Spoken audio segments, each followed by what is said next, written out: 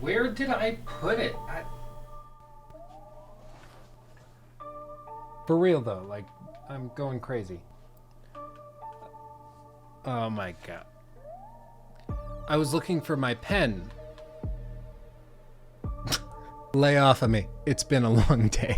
If you don't already know, I'm actually a pretty big fan of Ubisoft, especially the Assassin's Creed franchise. I've done full-length critiques on pretty much all of them. I really love their stuff, and I don't think they get enough credit compared to a lot of the other big companies in the industry, such as Activision, EA, Take-Two Interactive. I view Ubisoft as being right up there in the tiers with them. Of course, they make some mistakes, as all of those companies do, some more severe than others, but nonetheless, I think that the many artists and employees working on their staff deserve more credit than they receive. However, this doesn't mean that I'm oblivious to the many issues with Ubisoft's current business model. A lot of the other companies in the industry are moving towards a more modern approach to the industry and game sales, while Ubisoft seems to be stuck in a pre-2012 way of doing things. And that's what the topic of this video is going to be all about. What Ubisoft needs to change in order to stay competitive in the modern marketplace. Because right now, according to all of their financial documents and some very interesting reports off of Bloomberg, what Ubisoft is doing is not working. See, this is the danger with doing your hair right before a video and right as you get out of the shower, is that it keeps like falling down, so you'll do a take, and for all I know, the hair was like hanging down the whole time. I don't freaking know, but Jesus. Lesson learned, just don't do your hair. Just let it go.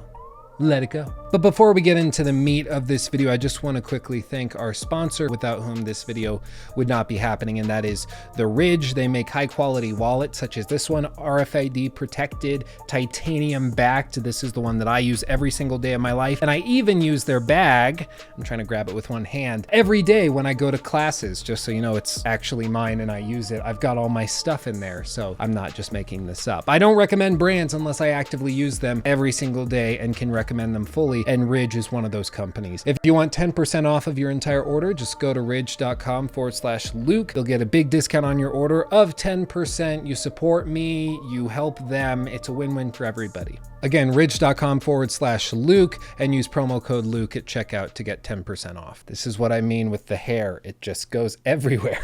Now, I'm currently in the process of reviewing the financial documents of every major gaming company that's publicly traded and actually posts these documents, such as EA, Activision, Take-Two Interactive, all of them. And included in that list is Ubisoft. And Ubisoft is an interesting case because, first of all, they're based in France, and so they have different accounting standards and reporting standards than US corporations do. So it makes it a little more complicated to figure out exactly what's going on, at least for me, because all of my education in the business world is for American companies, so looking at European companies it's a bit more of a headache, but it's doable. But one of the nice things is that there's an entire industry surrounding this type of thing, namely the finance industry, which analyzes all of these companies and breaks down what's working, what isn't, makes recommendations, and the like. One of the companies that does this on a regular basis would be Bloomberg Business, and they also have an opinion section where all sorts of different people from all over the world in all sorts of different financial companies can come together, offer their opinions on a certain topic or industry or business or even company specifically, and basically get it out there, whatever they're thinking at the moment. And in this case, there's a fantastic article written by Alex Webb over on Bloomberg. I'll have it linked below if you want to read along, but it makes some very interesting, first I can't find my pen and now I can't say interesting. It makes some very interesting points about Ubisoft's business model as a whole. And I thought that this was kind of interesting, and we'll delve into that more in just a second, but I decided to go and dig into Ubisoft's earnings reports and 10K documents that they posted at the end of this quarter on the 30th of September. And in the report, there's actually some really interesting information that gives us a clear idea of where they're likely headed moving into the next generation. Likely things will remain the same over the course of the next fiscal year, but starting in 2021, it's very likely Ubisoft's going to be making some big changes to how they release their titles and how they produce them. But don't worry, we're going to get into all of this. You think I'm just going to let this slide by? No, we're going over all of it. But first, I want to talk a little bit about this Bloomberg article. Now, the main criticism contained within this critique of Ubisoft has to do with their strategy for releasing games and the timetables contained therein. Namely, that they're shooting for around 5 to 7 AAA grade releases every single year, which is something they've been doing over the last 20 or so years. It's just what they've done.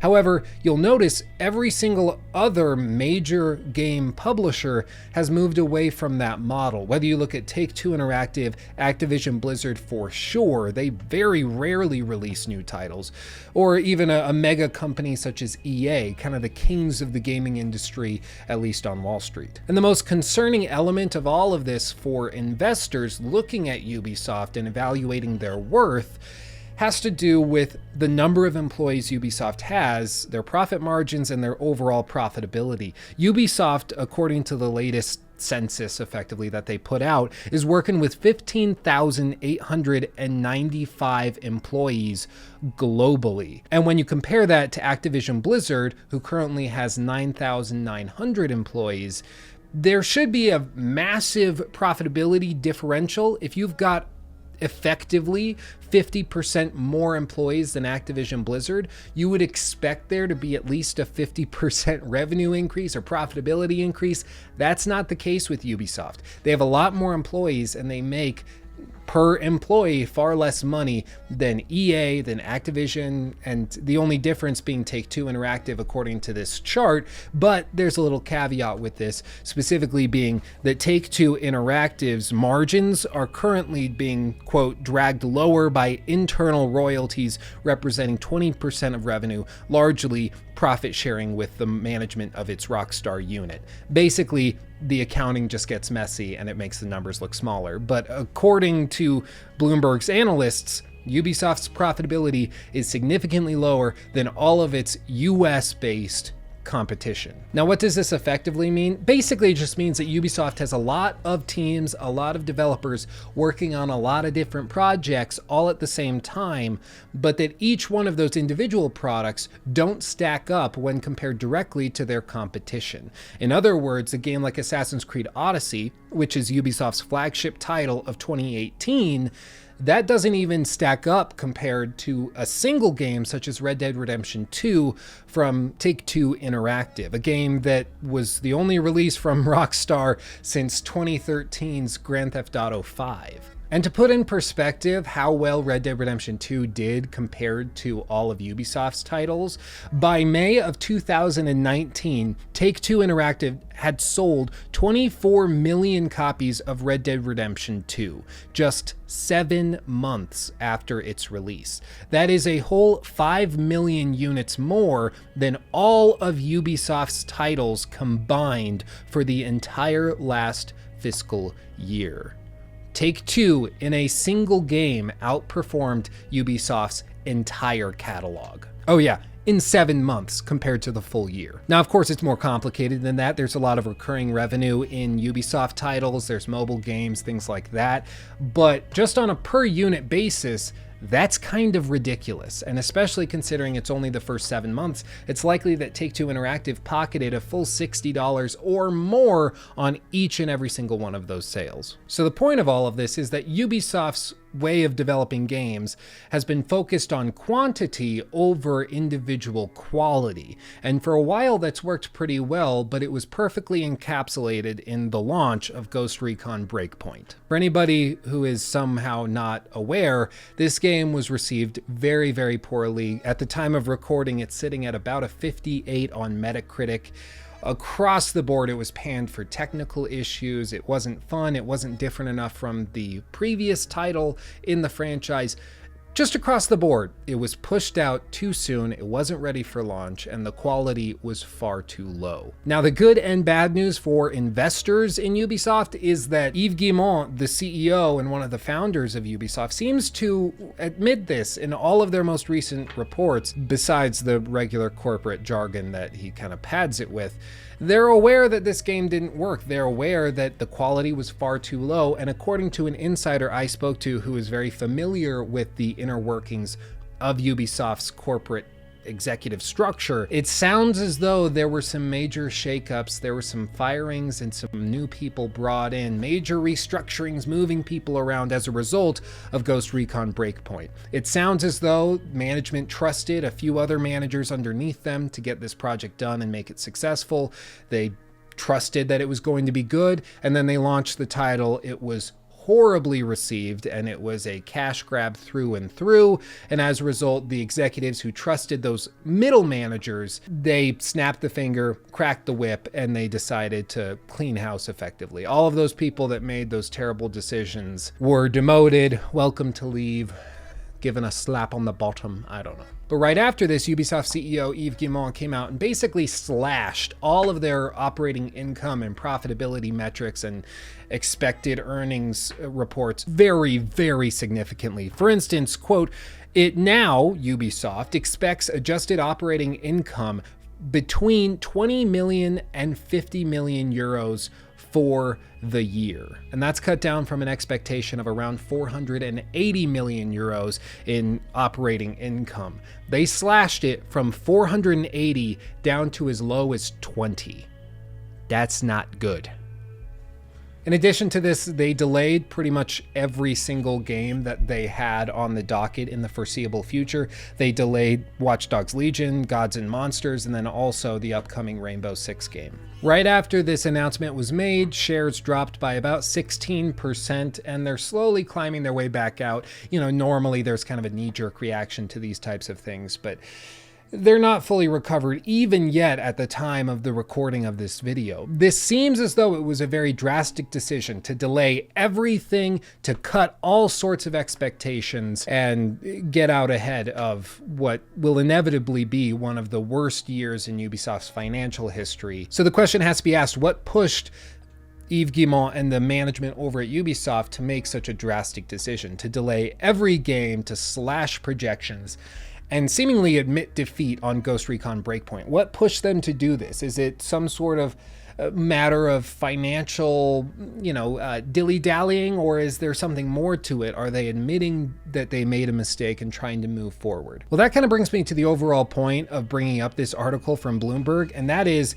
that Bloomberg and financial institutions don't tend to take the gaming industry very seriously for no reason at all. Like, it is a very large business on a yearly basis. Billions and billions of dollars are at play in the gaming industry, but they rarely talk about it. And the fact that they're talking about Ubisoft very upfront and bluntly on the front page of Bloomberg says something pretty significant. Namely, it says that investors and people in the finance industry that bankroll all of Ubisoft and EA and Take-Two's operations, they're saying unanimously, Ubisoft, you need to stop releasing games 5 to 6 to 7 times a year at a AAA grade level. You need to take more time between them and polish them up. Say what you will about Take-Two Interactive, but their strategy with Rockstar, namely with Red Dead Redemption 2, seems to work very, very well. And recent studies in the finance industry, specifically looking at profitability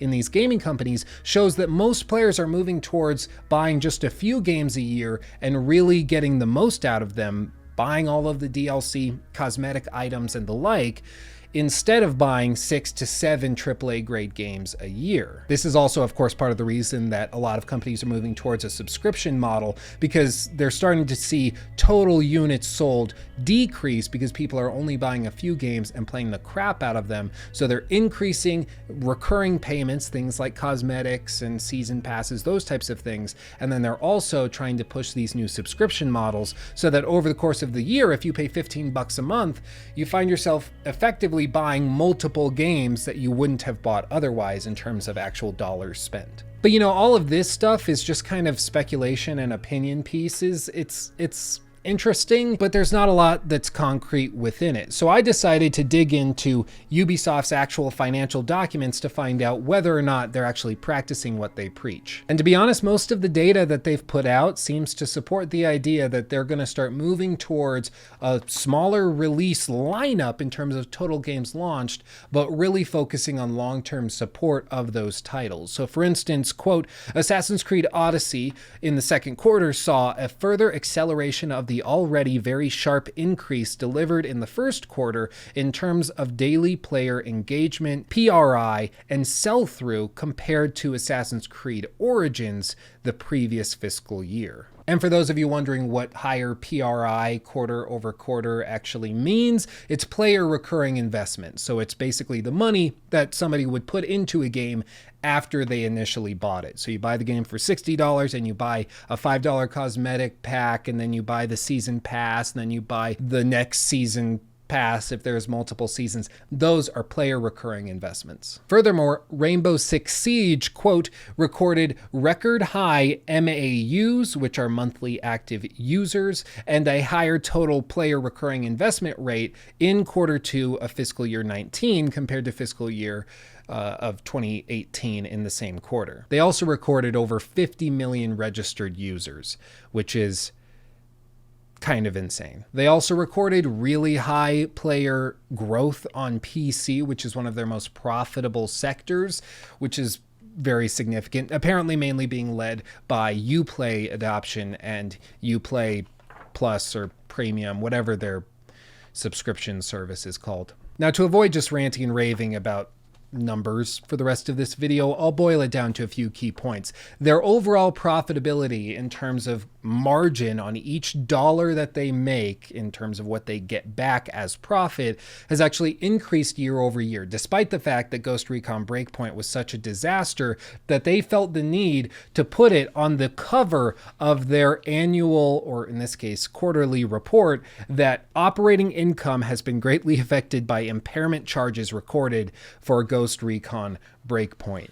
If you have to record that your finances were significantly impaired by one of your major releases for that year, it's not good. They also saw diluted earnings per share drop from €1.19 last year to 0.01 euros this year. That is also very bad. And that's part of the reason that the stock dropped 16% in a day after these numbers became public, because they saw that basically Ubisoft is just not going to make money this year. They're probably going to break even and tread water just fine, but it's a bad year for Ubisoft. Some other quick little fun notes. They acquired a 70% stake in Green Panda Games, which is a mobile developer based out of Paris. They make a bunch of freebie mobile titles. That was kind of cool. And also, according to their internal numbers, the PlayStation 4 makes up the vast majority of their annual revenue in terms of platform sales. It takes roughly 38% of their quarter two fiscal year 2019 earnings versus 19% of sales for Xbox One, 22% for PC, 4% for Nintendo Switch, 12% for mobile, and 5% for ancillaries.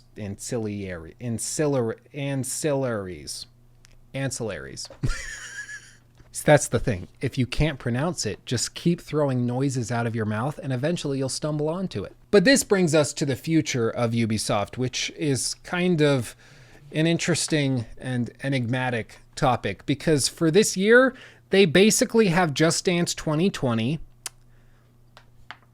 and that's about it for new releases. Yes, they're porting Assassin's Creed The Rebel Collection, which is Black Flag and Assassin's Creed Rogue, over to the Switch, which will be kind of cool. I'm excited for that. I think it's a good thing to give those games the credit that they deserve. A lot of people skipped Rogue, even though they shouldn't have.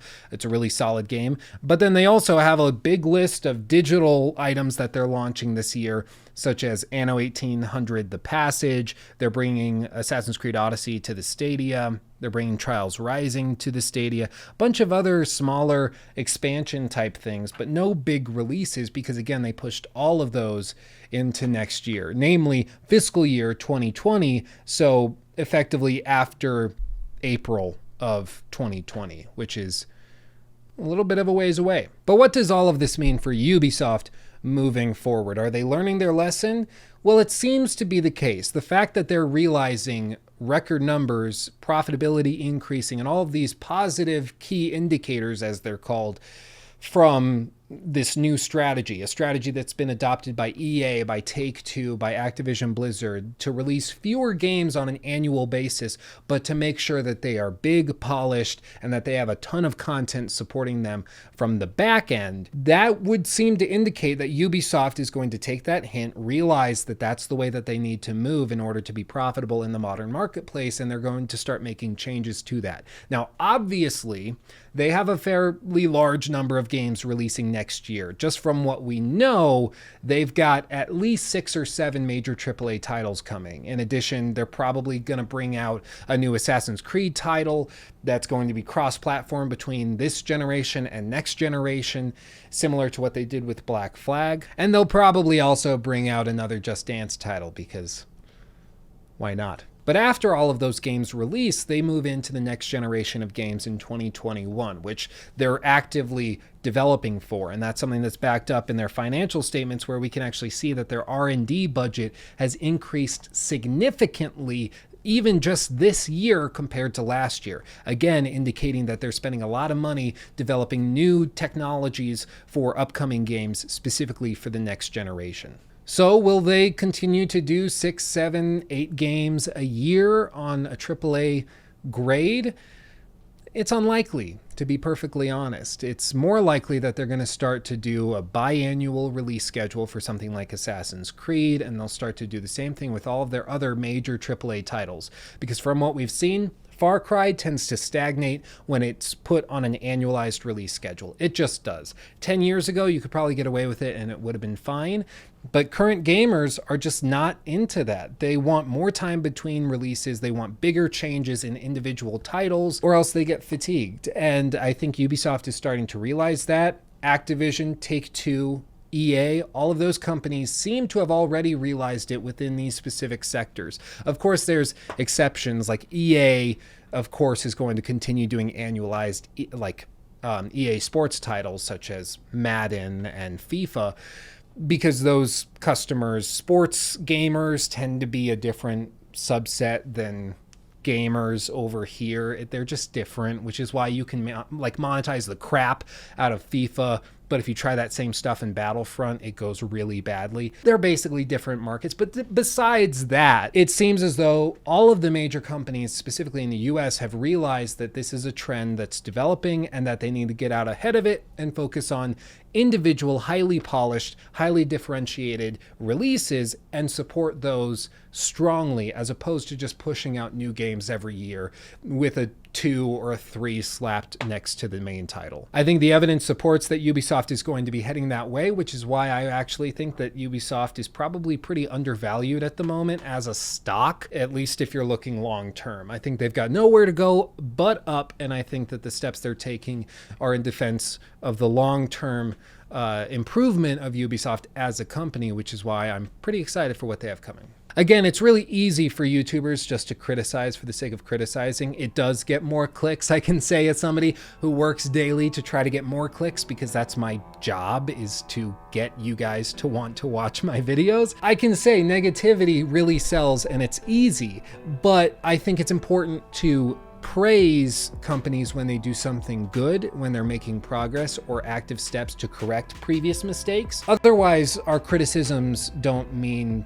crap. If I criticize a company and never praise them when they do something right or correct those mistakes, my criticisms aren't worth anything, at least in my opinion. So I criticize Ubisoft when they do something unacceptable, like Ghost Recon Breakpoint, a release that should never have been greenlit, that's an embarrassment to the industry.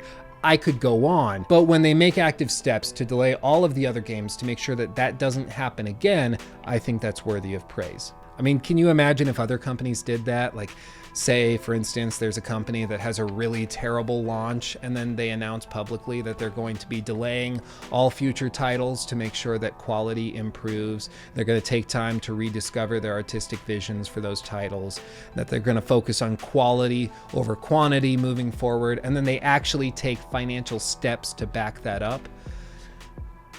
Gee, what a world that would be.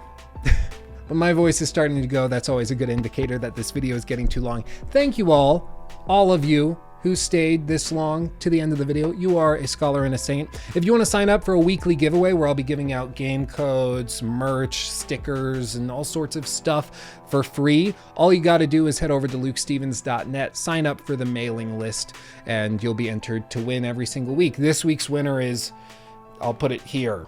My hand doesn't go right there. Congratulations, you win. Keep an eye open on your inbox. I'll be emailing you with instructions on how to pick which prize you want and how to get it. So yay. But that's all from me and Khaleesi. I would have taken her out to say hello to you, but she's in a weird mood. She's just sleeping, and then she eats some worms, and then she sleeps some more. Apparently it's like a hibernation thing for lizards. It's something that they do. So I don't know. I'll take her out of the cage once she's feeling up to it. But for now, thank you for watching. We love you very, very much, and we'll see you in the next video. Peace out.